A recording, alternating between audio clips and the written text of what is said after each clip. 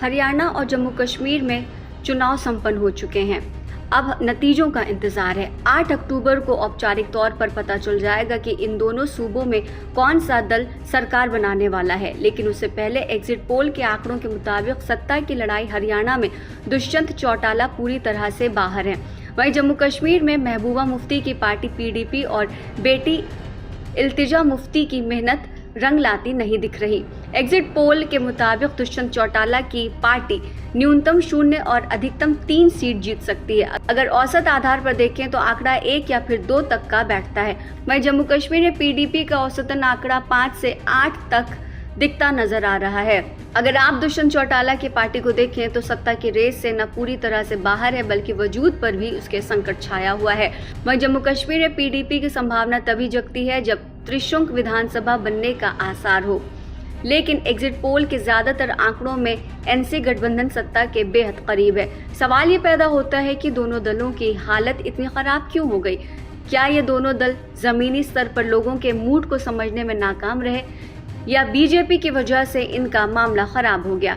यहाँ पर सवाल ये पैदा होता है कि BJP को क्यों जिम्मेदार ठहराना चाहिए। तो इसके लिए अगर देखा जाए तो हरियाणा में दुष्यंत चौटाला चौधरी देवीलाल के खानदान से हैं, यानी परिवार की विरासत साथ साथ चलती रही है। लेकिन जब आपस में ही टकराव शुरू हुआ तो दुष्यंत चौटाला ने राजनीति की राह पर अलग चलना पसंद किया और जनता जननायक पार्टी गठित की। 2019 के चुनाव की किस्मत आजमाई, 10 सीटों पर जीत मिली। खास बात यह है कि लड़ाई BJP के खिलाफ थी। हालांकि जब हरियाणा विधानसभा चुनाव का नतीजा सामने आया तो किसी दल को बहुमत नहीं मिला। हालांकि BJP सबसे बड़ी पार्टी के तौर पर उभरी थी।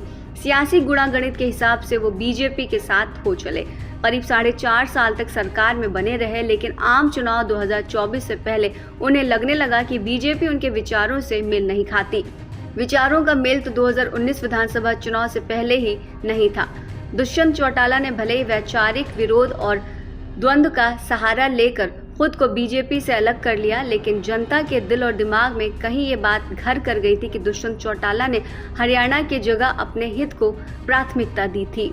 वहीं दुष्यंत चौटाला के बाद अगर बात की जाए जम्मू कश्मीर में महबूबा मुफ्ती की पार्टी PDP की, इसके लिए 2014 के साल में चलना होगा। विधानसभा चुनाव के दौरान किसी भी दल को बहुमत हासिल नहीं हुआ था। PDP बड़ी पार्टी के तौर पर उभरी थी और BJP नंबर 2 पर थी। जम्मू कश्मीर के इतिहास में एक ऐसा प्रयोग जिसके बारे में सोचना मुश्किल था।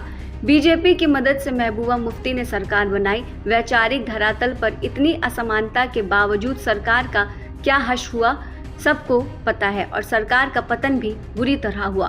भारत के राजनीतिक इतिहास में इस पर आज भी चर्चा होती है।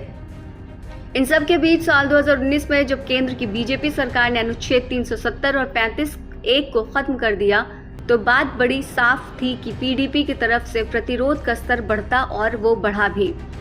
10 साल के बाद जम्मू कश्मीर में जब 3 चरणों में विधानसभा चुनाव हुआ तो मतदाता PDP से यही सवाल करते थे कि आप 2014 वाले गठबंधन को कैसे वाजिब ठहरा सकती थी। महबूबा और उनकी बेटी इल्तिजा बार बार सफाई देती थी, लेकिन उनकी सफाई लोगों को रास आती नहीं दिखी और एग्जिट पोल पर उसकी मुहर भी लगती दिख रही है। हरियाणा में BJP का बहुत ज़्यादा असर नहीं दिख रहा है। अगर एग्जिट पोल को औपचारिक नतीजा माना जाए तो यहाँ की जनता ने BJP को बुरी तरह से नकार दिया है।